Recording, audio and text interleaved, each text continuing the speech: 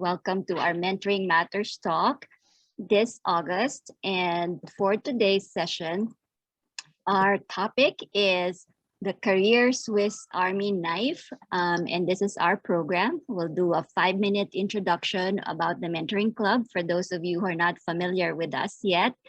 And then I will turn over the floor to Hong, and we give him 50 minutes for his talk and interactive discussion with all of us. And then we'll spend the last 5 minutes for some announcements about the Mentoring Club's initiatives. Please note that we have presence in all of these social media channels. So please go ahead and follow our pages on LinkedIn, Facebook, Twitter, Instagram, and our YouTube channel where we have recordings of our events. And we do have a presence on Clubhouse. We hold 2 sessions every week, Tuesdays 5 p.m. and Thursdays 9 a.m. Pacific time. And I would like to put this up front, would like to thank our volunteers and supporters. These are the people that are supporting us. So it takes a village to run these events and also our nonprofit organization. And I would like to extend my gratitude to everybody in this list. And you will be meeting them tonight as well. So who are we? Who is the Mentoring Club? We are a 501c3 nonprofit organization whose mission is to provide a mentoring community for aspiring and seasoned leaders. So anywhere in the world, we want to help people who are working who are in the workforce to find mentors who can guide them to develop the skills they need in order to achieve their career and life goals. And we focus heavily on helping people find meaningful work because we believe that when they do, the leaders in them come out, and that's how they can create a positive impact in the world. And our long-term dream ultimately is that as mentees become leaders, they will become mentors to others. And these are some of our mentees and some of our mentors. And these are some of the top development skills. So we talked about helping mentees achieve their goals by developing in them specific competencies. And these are what our current mentee population has expressed that they need help on. So if any of these areas resonate with you, if you're new to the Mentoring Club, then you may find that this would be a good community to be a part of. And one of the key things that make us special in terms of being a community, and this is what I've heard from people who have been coming to join us, is that we are founded on core values. So integrity, honesty, commitment, we believe are what make us trustworthy as individuals and professionals. Vision and execution, we believe, are what make us successful leaders. And then humanity, contentment, family, we believe are what make us eventually balanced in our lives. It's socially, this values ground us socially, and they're anchored on love. And at the end of the day, they are what make our lives balanced. And with that, I will go straight to the topic for this evening, the Career Swiss Army Knife. So if you're curious about that, Hong will have, a substantial material for you to digest tonight. So Hong, I normally do not present the bios of speakers. I just talk about how we met. So I met Hong at one of the networking events at Kimberly Wiffling's house in 2018 or 17 or 18. And he was one of those early mentors who have joined us to help mentees. So the message of the Mentoring Club, the mission, resonated very well with him in that first discussion. And so we followed up and he signed up right away. So we're very fortunate to have him. He's a very active mentor. He is also the lead for our mentors circle. Hong, I'm giving you the floor. Thanks, Lisa. Thank you, everyone, for joining us tonight, and thanks again to the volunteers. Really appreciate your help always. I do see some of my mentees, like Jen. Thanks for joining us as well. All right, so let me dive right in. The Swiss Army knife we're talking about is communication. So sometimes we think that communication is automatic, which a lot of times it is, and actually any skills that are really important for you, you ought to make it really second nature. And sometimes the second nature we need to build is not our normal second nature that we are used to, and sometimes it needs adjustment. And that's what I am going to be talking about. And this is in particular for tonight, it's not just communication, but communication for your career advancement, right? So two topics tonight. One is communication, and the other one is helping your career along. Let me just introduce myself. Some of you already know. I have 20 years in market and account development in Silicon Valley, and then also uh, formal project management for, with uh, auditing trails, audit trails, and compliance and things in the utility space. So yeah, that's my experience professionally. I also teach software project management and scaling agility at UCSC's Silicon Valley. I am, as you know, a mentor at TMC uh, on project management and agility. I still do that. That's how I joined TMC. But more and more, it's really about leadership and career advancement. That's per the needs and interests of my mentees. Uh, as I will advocate, you will see later, so what are my skills? So my skills are about creative interpersonal leadership, process and projects, research and analysis, sales and technical. Right now, this sounds like a bunch of jargon. You will see later in this presentation what they mean exactly.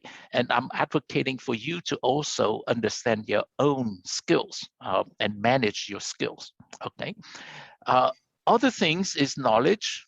You need to manage what your knowledge is about and build what knowledge you are building. So the kind of knowledge I'm interested in and I've been developed have to do with digital economy and disruptions, career and productivity, of course, especially as a mentor. And sustainability is a big chunk of my dedication, food and wine, and health and fitness. All right. Next thing is I'm going to be advocating for all of you also to be looking and nurturing your talent, finding out exactly what your talents are. And talents there are three kinds of talents, and we will touch on that later on as well. Striving talent, thinking talent, and relating talent. Those are three key talents that everybody has. So striving has to do with why, what makes you tick, what makes you energized, how you think, how you make decisions, how you weigh different options, and relating is how you deal with others, right? So, and these are mine. My motivation is to empower other people to excel and shine.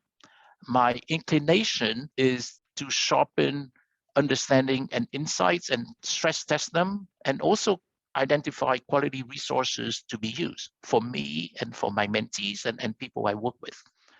I'm very proactive with knowledge professionals, like all of you are. That's who I like to relate to. So what are we going to cover tonight? Success in any role for you, for everyone, is about successful collaborations. We tend to think otherwise. We tend to think about what we produce, how well we produce those things, how fast, and things like that. Of course, they are important. But step back for a minute. No matter how well you perform, it is about performing and relating to your stakeholders. If that doesn't work out well, there is no success. Realize that. So success in any role is about successful collaborations, mainly, not exclusively, but mainly with your stakeholders. And we will be talking about good listening, because that collaboration won't be successful if you don't have good listening skills and apply those. Okay. Secondly is your growth in your current situation, your current role also requires you to be coachable. If you are in sales, you hear that all the time. Are you coachable? If you're not coachable, they cannot work with you. So again, good listening skills are needed. 2 tools in your communication Swiss Army knife. Second one is now growing beyond your current role. You want to advance in your career. So beyond your current role, you'll be talking about career path. Now, if you talk about career path, you need to know what building blocks you bring along to grow in your career. People you talk to would want to know, and you need to manage and communicate those things. So they have to do with your skills, your knowledge, your talents, once again, and also your trustworthiness. We will talk about those things. And how do you communicate those things? You communicate with effective storytelling. And that's the second tool we're going to talk about tonight in the Swiss Army knife, that is communication. And lastly, as a bonus, I will talk to you about fully committed engagement. This, in our modern hectic life, working without fully committed engagement is second class, and you certainly don't want to be second class. So we will talk about those things. So that's the agenda for tonight. So what determines your success in your role? Okay. As I speak, actually, if you have any good thoughts, just chime in. Let's not be shy and be informal here. You're welcome to chime in if you have a good idea. All right, anytime. I do pace slowly, so you can just chime in. All right. Hi, Hong. Can Yeah, I just go very ahead. quickly? I actually put it in Yes. the chat box. I always think it's really interesting, the conversation you're having around career planning, career progression.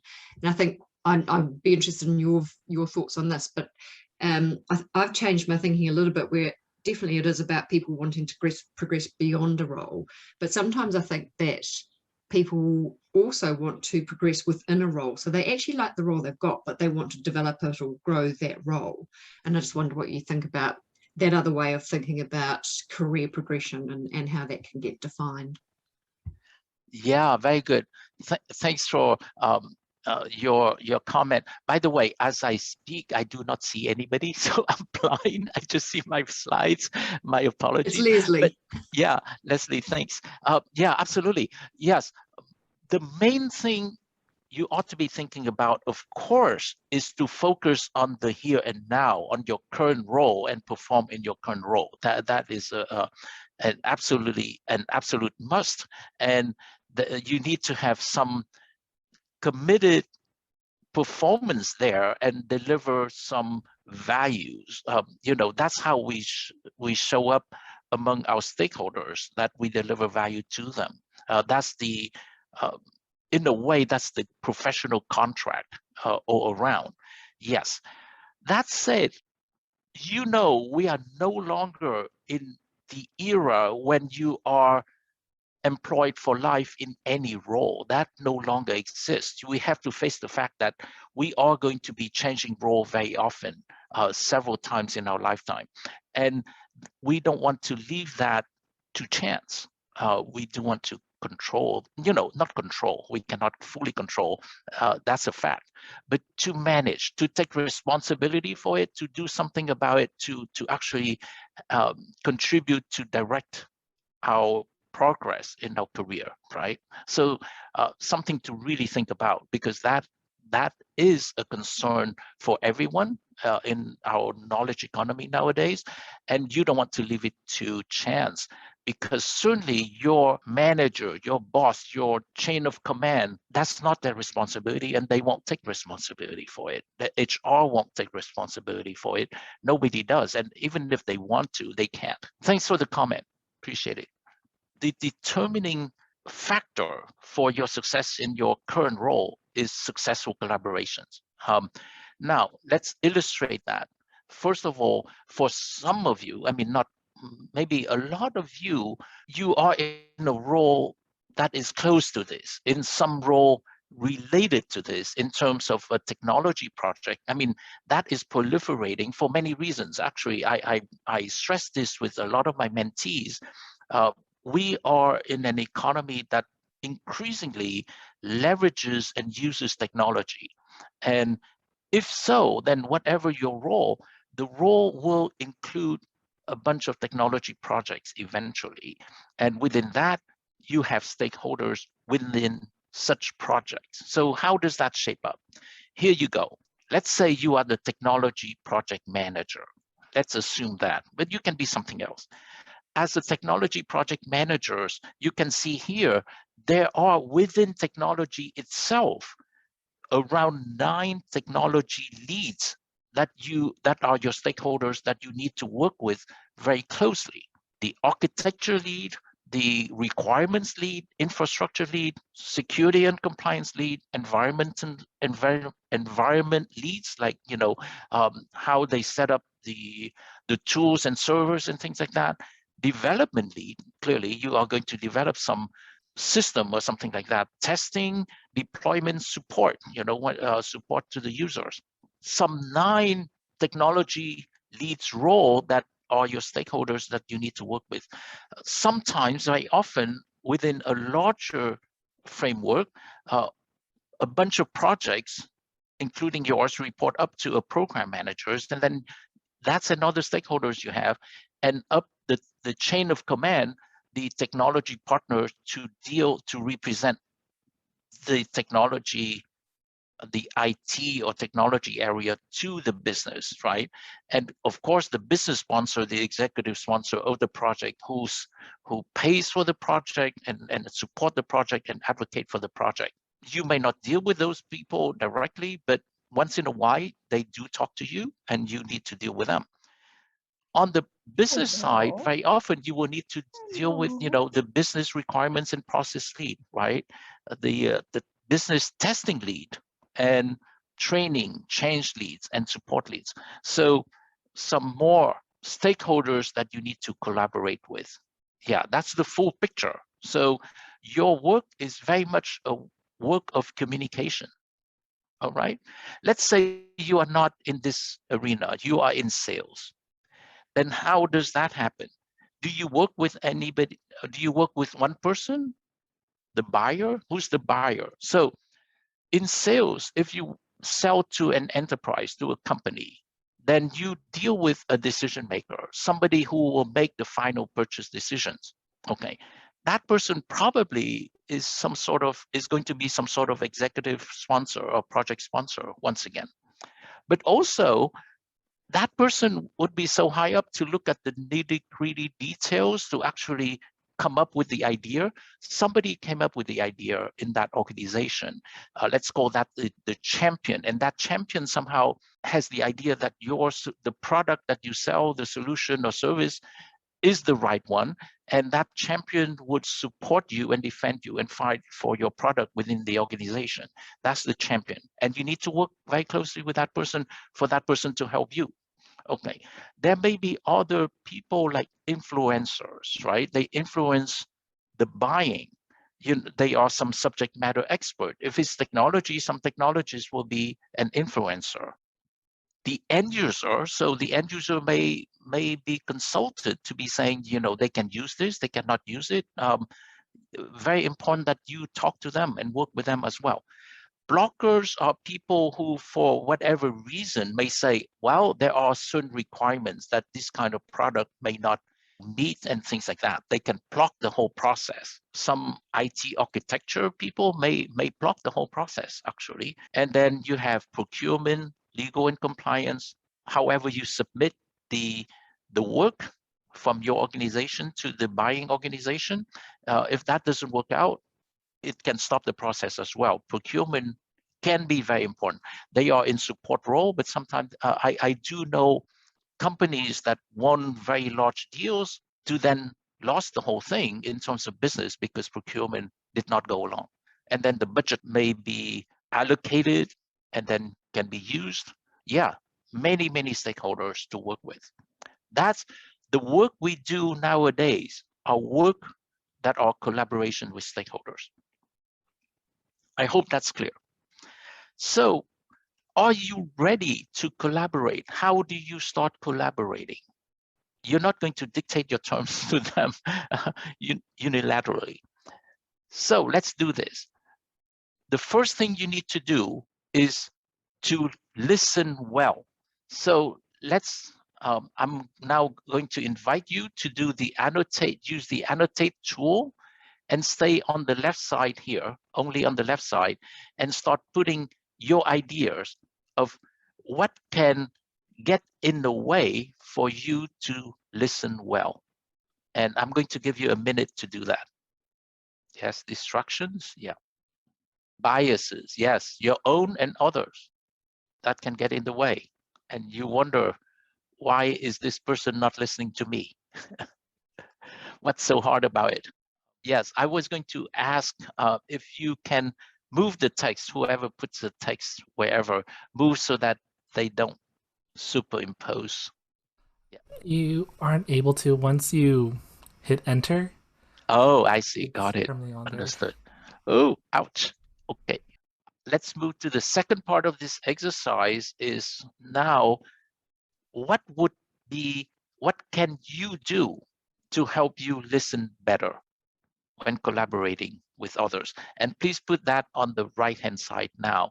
And please be mindful when you put your input here so that you don't stay on top of each other, okay? As a lesson learned here. Thanks. I'm going to give you 2 minutes now. Thanks. Yes, focus, eye contact, yes. For some of you who participate on Clubhouse, eye contact may be a challenge, right? Focus your energy, yes. Not multitask. Keep the objective in mind. Take notes, yes. Show empathy, that's a really key one. Thanks for that contribution. Ask questions, great. Yes, try to understand. How do you know? How can you do that you understand? What can you do to make sure you understand? Thanks. Repeat back. Yes, very good. Thanks. Reflect back. Yes, very good. All right, so let's stop here. Thank you for your effort here. I'm going to take a screenshot, and I'd like to ask John to take a screenshot of this as well. We will share this with you afterwards, along with the slides. By the way, the slides will be shared with you. And with this, I just wanted to point out, so you know, we are also recording this session, by the way. All right. All right, thanks. So at this point, I'm going to clear this. Yeah, ask yourself this question. Do people you work with, do they know you're listening well? How would they know? And how do they feel about how well you listen?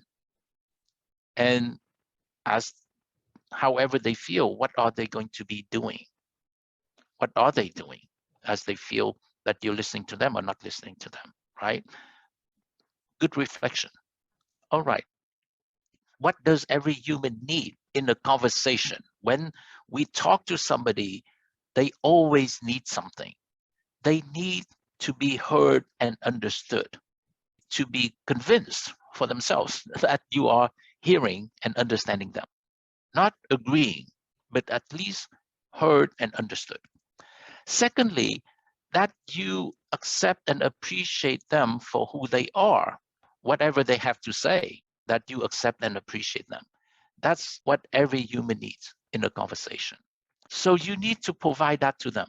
That's the foundation. Otherwise, you cannot have a dialogue, a true productive conversation.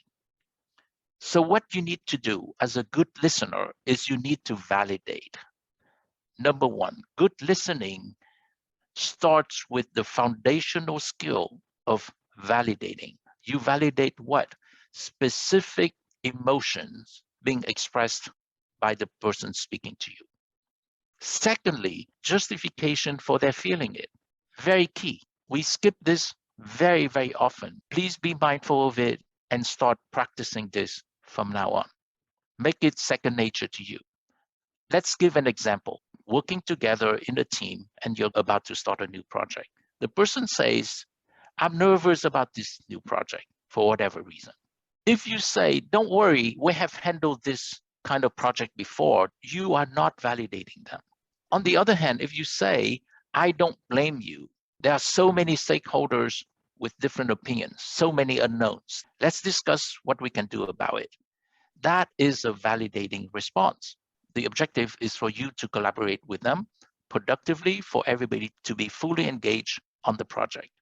I hope this is making clear that everything starts with validating the person you're talking to, that you heard them, and however they feel, that's justified. You may not agree, but it is justified for them. So with that, so we're talking about justifying how they feel. So what kind of emotions are there? Okay, you don't need to be a scientist, a psychologist on this. In the 70s, a psychologist started to inventory the different human emotions. And the first psychologist who did that had 6 basic human emotions. I don't know if any of you knows about this. Okay, so those are really simple: happy, disgusted, sad, angry, afraid, and surprised. And at that time, that psychologist was thinking anything else is just a combination of this, which is not far from the truth. There were more. So eventually they found more, like pride, shame, embarrassment, excitement, things like that. And later another psychologist developed a whole wheel of emotions. Okay, things like that. So yeah, start noticing things for yourself, how you feel, and notice how other may be feeling. Okay, how do you read them? You read through their facial expressions, read through their body language, their tone of voice. That's how you find out, right? And of course, as you hear that, you validate it. Yeah, I think you're happy. It seems like you're quite happy to hear about this news. Can you tell me more? Am I right? Can you tell me more? So that's how you validate, right? Okay, so in summary, what does a good listener do? You listen well so you can be responsive to whatever they are saying. They are saying something to you for a reason. In responding to them, you need to be willing to be changed in the conversation, in the exchange. That way, they will be willing to be changed as well. The relationship is a dynamic, productive relationship. This is what good listening and good interaction is all about. This is very well established. There is a book I put all my references in the slide. You can follow through and find out more. You may not need to, actually, you don't need to, but you can find out more if you want to. There is a book by Alan Alda. If I understood you, would I have this look on my face? So the interesting thing is Alan Alda, who's a famous actor from the 70s, saw a TV series called MASH. The more important thing is he has founded the Center for Communicating Science at Stony Brook University in New York, and works with scientists and things like that. And so as part of that, he wrote this book to summarize, what is known as, by 2017, which is not too long ago. And he's working with scientists to keep understanding more, and they teach and they publish their knowledge for people to be interacting more and more productively. Just so you know, you're not working in the dark. So in summary, good listening empowers you to be productive in your current role. Good listening also empowers you to grow in your position. I'm going to pull up something that Carol Ivanov, another mentor of the Mentoring Club, Over her career, she mentored over 1,000 mentees and developed them. And she managed many, many people, mainly at Lockheed Martin. And she wrote a book about mapping your career. And she says this: you need to be coachable so that people will help you grow in your role. How do you do that? Ask for feedback, listen to feedback, accept the input from others as positive information for you to improve. Remain upbeat all along, stay ready to grow and change, take responsibility for your actions and your mistakes and correct course as needed, and also thanks people for their feedback and for their coaching.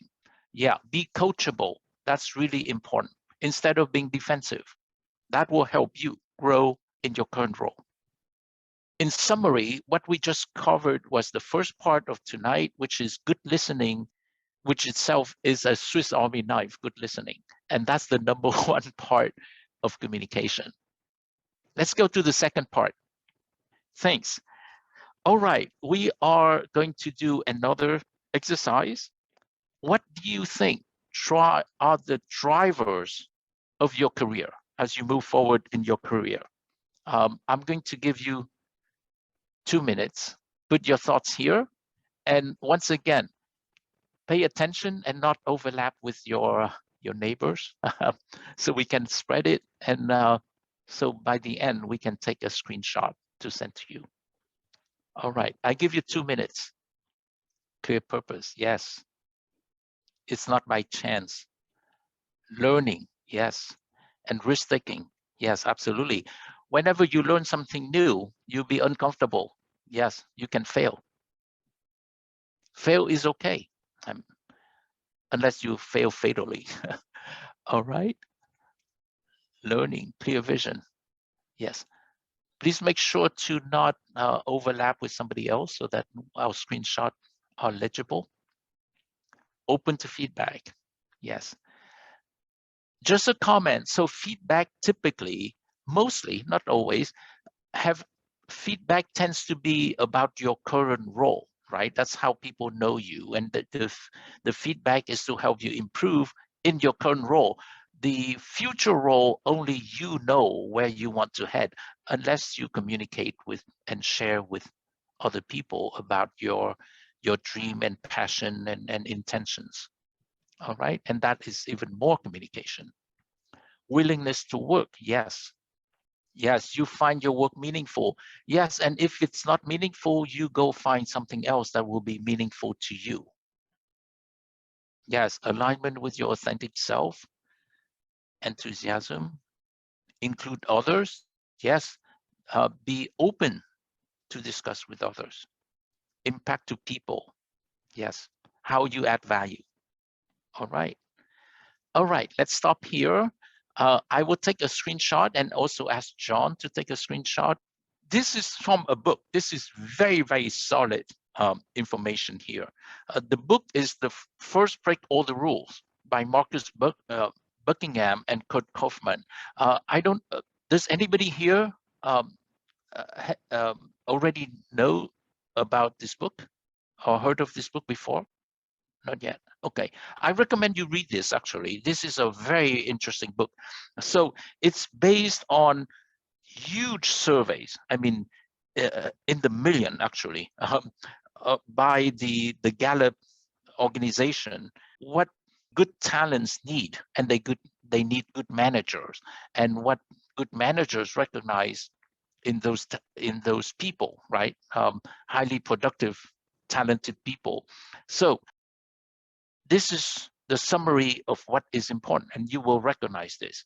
First of all, your skills, your capabilities of doing something in your role, that is important. And clearly, this is what resumes are about. This is what job postings are about. What are the skills needed and things like that. They have to do with things like, I'm making it simplistic to understand and distinguish, right? Arithmetic, if you do accounting, you better be good at arithmetic. If you're a pilot, you better be good at mechanics, mechanics of flight, right? Yaw, roll, pitch, those things. If you're a nurse, you better be good at, injections, safe injections, and things like that. Yeah, so the skills are what we know, you commonly know, right? Secondly, knowledge is important as well, right? Some like rules, factual knowledge, like rule of double entry for bookkeeping and accountants, the FAA safety regulations. If you're a pilot, you better know those factual rules, and that you can learn. However, there are certain things that are experiential. They only come from having experience and looking back and try to understand and develop more and more understanding. So an accountant cannot be taught, but can only learn over time in doing the books, how to shield important assets from excessive taxation. You may have heard about this sort of things, right? How companies that make a lot of money pay very little in taxes. It depends on where you declare your assets and your revenues and things like that. So that only comes with experience. It cannot exactly be taught. So that is knowledge. It's not exactly skills, it is knowledge. And people do prize that kind of experience. And then comes talents. And we talked about this in the beginning.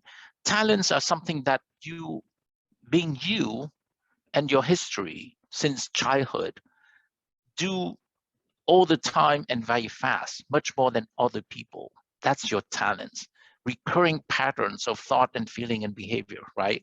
To be your love of precision, that's not a skill and it's not knowledge. It's just that you want to be very, very precise. That may be a talent that is important and useful for certain roles. And that's maybe if you gravitate towards those roles, you be more prized and appreciated. And there are three kinds of talents. I mean, this analysis by the Gallup organization classifies these talents in three categories. First one is striving category of talent. Second is thinking category. And then the last one is relating. Striving is what motivates you, what drives you, how you work. Love of precision is one of those, right? Thinking is how you think. I mean, are you eager to try things out, take risk, or are you very conservative? Check everything before making a move. Those are very opposite kinds of thinking talent. Or relating. Do you easily trust people?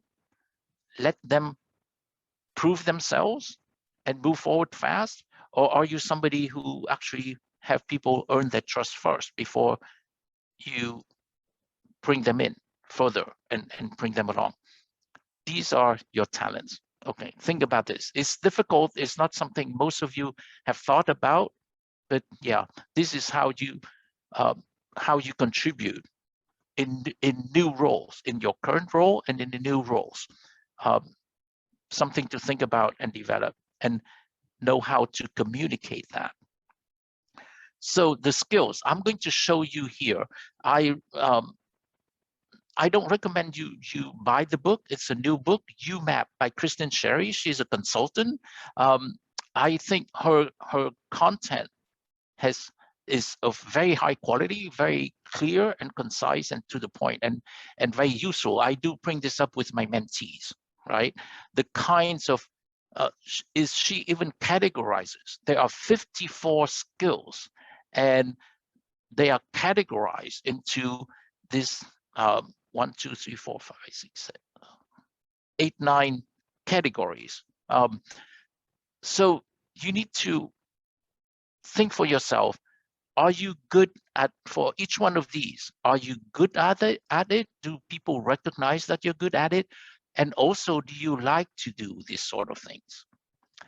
If you are good at it and you like to do it, it's part of your core skills, and you want to practice as often as possible. So you become stronger and stronger at it. If you are good at it, but you don't like to do it, then beware, because you will be burnt out for doing too much of it, or something you don't like. You need to manage yourself, right? The other thing is, there are things that you may want to do, but you're not yet proven. So they are developmental skills that you need to develop and practice to be known later for those things. That this is about managing your career moving forward. So these kinds of analysis and reflection is something that I encourage my mentees to do. Yeah, so you remember in the beginning, I shared about what my skills are, in which category. I didn't say administration. I did say creative. You know, you can see here, interpersonal, leadership, and things like that. And then beyond those things that people don't put on job postings or on resumes, but you ought to be thinking about it. They certainly do come up in interviews. You cannot work with others if you're not trusted by them. And in fact, if you don't trust them, it's very difficult to work productively, right? So it's about trustworthiness, and it's a two-way street. So trustworthiness have to do with this. And I found the best that I know source is Charles Green. In his books, they are old and established, and also, you know, online, and people do refer to this. So the dimension of trustworthiness are the following: credibility. So if you are going to be a pilot, do you have the requisite capabilities to fly, right? Per the domain you are approaching, do you have credibility? At first, any kind of certifications or something, right? At least that part. If not, some experience. How many years of experience? So the credibility is important. Otherwise, you say, I'm committed to do something, but people may not trust it because they don't know if you can do it. Number one. Number two, let's say you can do it and you have the background and track record. Reliability. If you say you do something and you don't deliver as promised, then the trustworthiness is going to be lost, right? So second part of it.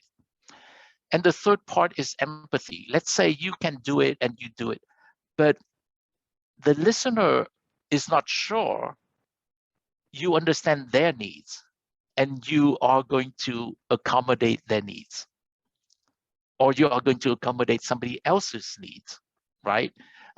You want your wedding cake a certain way, but it seems like this person only talks to your husband. All of a sudden, you're not so comfortable working with this person to make your wedding cake, right? Yeah, that sort of thing. And does the person care? Does the person care for you, or are they just there looking out for number one, just for a fast buck or something, or to make a name for themselves? Yeah, do they care for you as one of the important stakeholders? So trustworthiness have these four dimensions. Realize this. Okay. Do you do what you need to be trusted? And also, can you trust the other person? This is a very important dimension. And sometimes this is the kind of things you talk in an interview, or when you take on a new job in the same company or in another company. And if it's not there in your current role, maybe, and if you cannot fix it, maybe it's time to think about moving on because of this, right?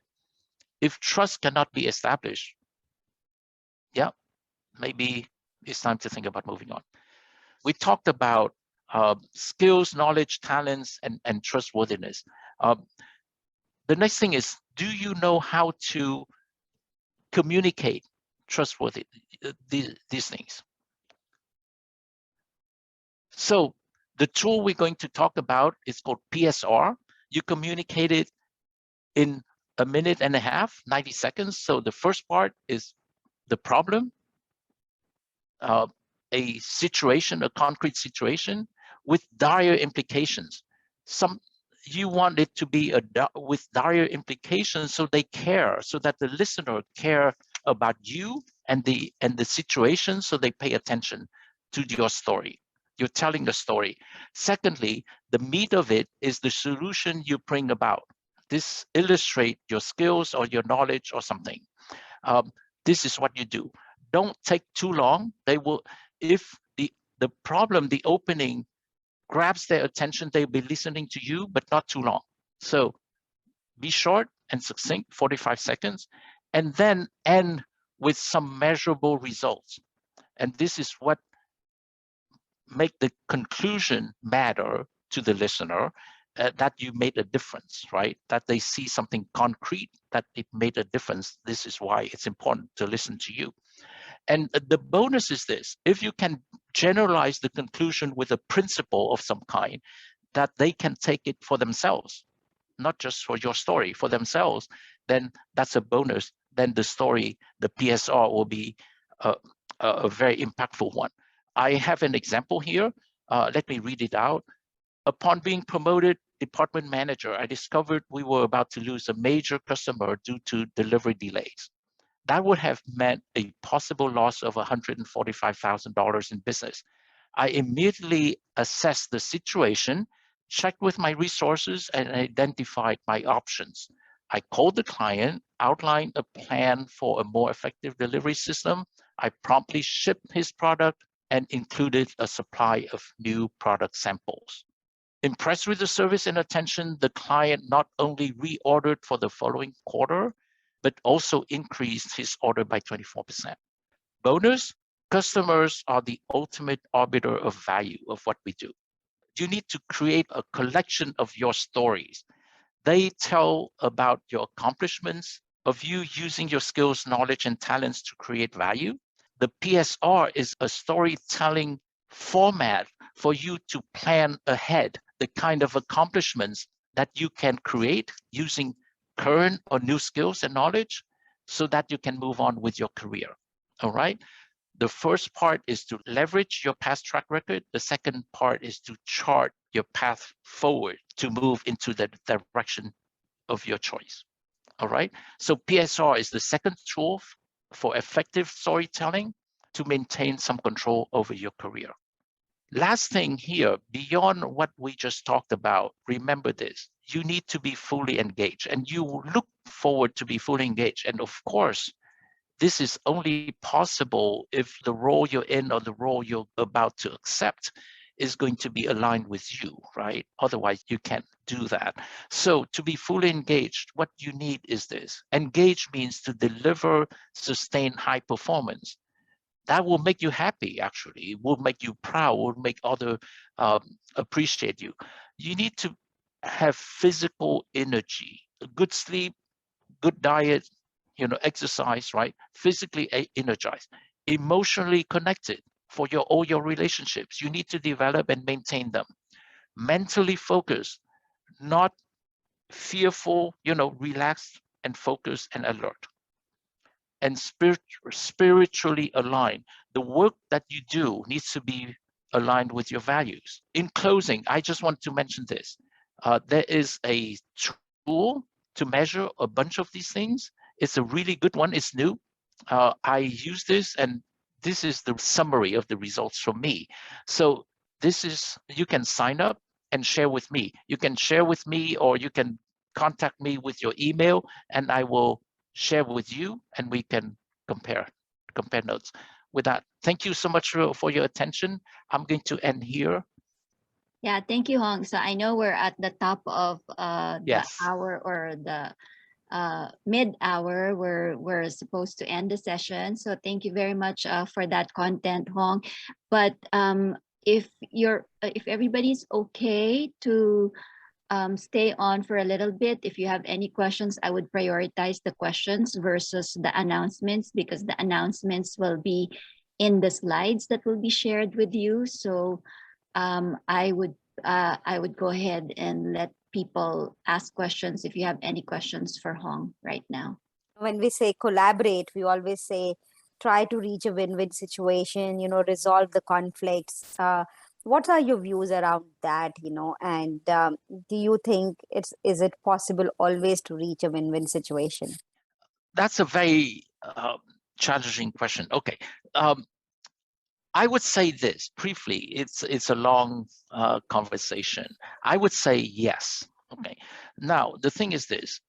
If each side is open to talk to the other side and understand, then you will be able to naturally get to an agreement that will best accommodate both sides. If you if you don't are unwilling to change and the other person is unwilling to change, then you're stuck. By the way, conflicts and differences arise naturally because of change. Situations change, yours change, the other person's change, and that creates conflict. That conflict itself is an invitation to have a new conversation to arrive at a new agreement. Does that make sense? Yes, That agreement certainly will not be satisfactory to where you were before. It won't be. But if you're willing to change, given the new conditions, you can arrive at an agreement that is a win-win. Yes. It's certainly not a win-win to where you were and they were before. Yeah, I agree. I hope that makes sense. Yeah. Yes, it does. Thank you so much. It's complicated. Yes, it is. But that's the simple answer. Yeah. I hope that helps. Thank you. Yeah, there's a saying. I don't mean the saying is any magic formula. There's a saying: an agreed outcome is the best outcome. Yeah, agree. That makes sense. No more questions for Hong? Thank you for staying. And if you have any questions at all, you can, if you think of questions later on, just feel free to connect with me or with Hong or with any one of us here. So John is monitoring the chat, and so you could also contact him.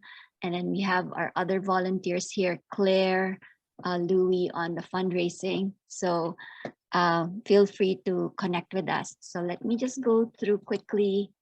So the first one is our Mentoring Matters talk for September is actually going to be delivered by Shweta, so who is joining us today, and it is about discovering our superpowers. So Shweta will walk us through how to identify, how to discover, and then how to leverage our superpowers.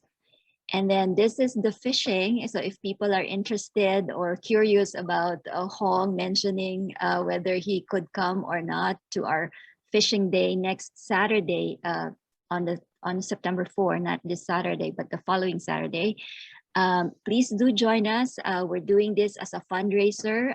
Louis is volunteering his time for free. All the proceeds are actually given to the Mentoring Club as donations. This is part of our community services fundraiser where members of our community are volunteering their time and talent to raise funds for the Mentoring Club.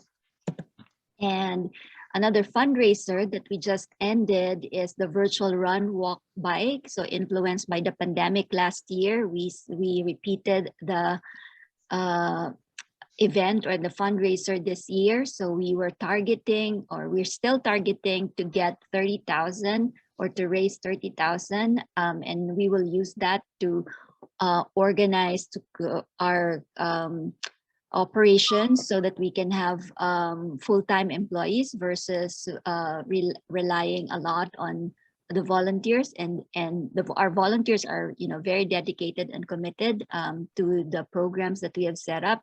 But at the same time, in order for us to scale, we need to organize into an employee-based organization. So right now we have raised 7,170 out of the 30,000 target, and so we are extending the donation period, and you will have the link here.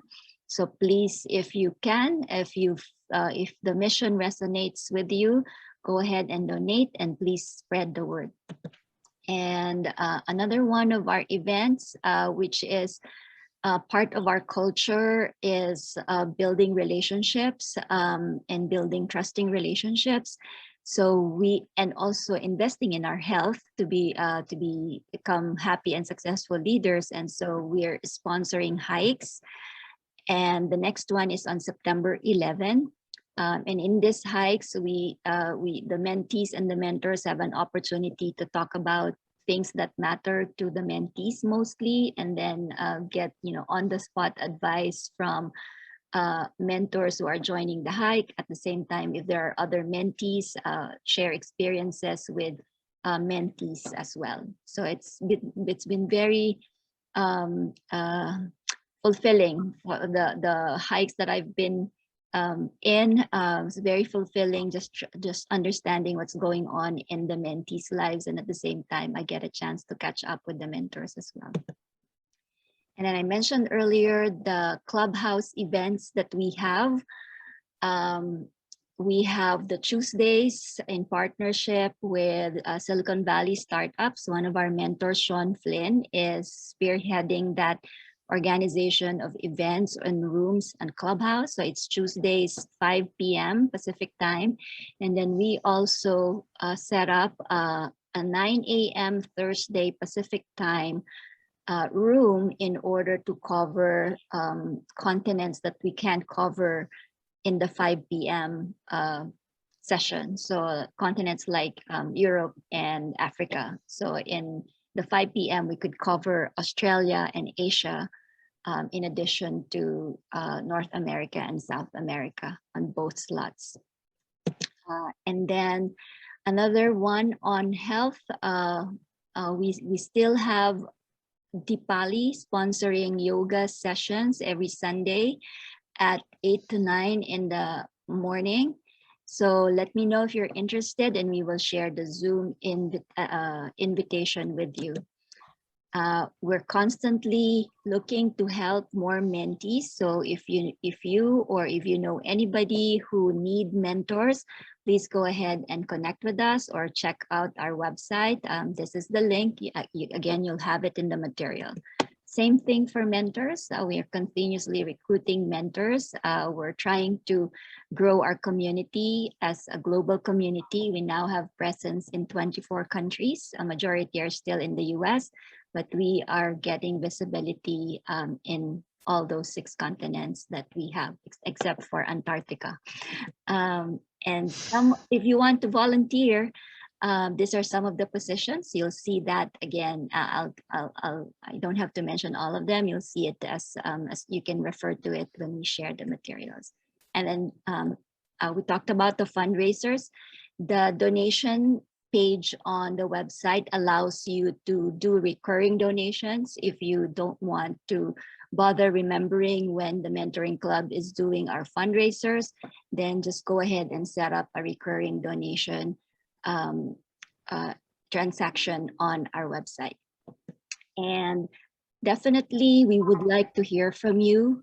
We consider feedback as a gift, as very appropriate for what Hong just covered today. We want to hear from you. So how can we improve? How can we deliver more valuable content to you? We would appreciate your comments when you receive the survey, and you should probably have received it by now from Eventbrite. So the Eventbrite message that you received at around 7:20, 7:25 will contain the link to the survey, number 1, and then number 2, a link to a folder which contains the materials. But since Hong is going to update the slides with the screenshots, I will update that material, and feel free to download the material or the slides sometime tomorrow, so that you're sure that you have those additional screenshots. Is that okay, Hong? Yes, absolutely. Yes, I will send to you and John the screenshots and the updated slides so that you have them to upload. Okay, wonderful. Thank you. And thanks everyone. If you want to connect with us, with our community, this is my email. Again, you'll have it, and you can download it from that folder that you have been provided for through Eventbrite. So with that, I would like to thank everybody who stayed on. Thank you very much, Grace, Christina, and Carla. I know this seems to be your first time to join us, so thank you for staying through our overtime. For the rest of the members of the community, thank you to our mentors, mentees, and volunteers. I hope you learned something new again today. Keep enjoying the journey.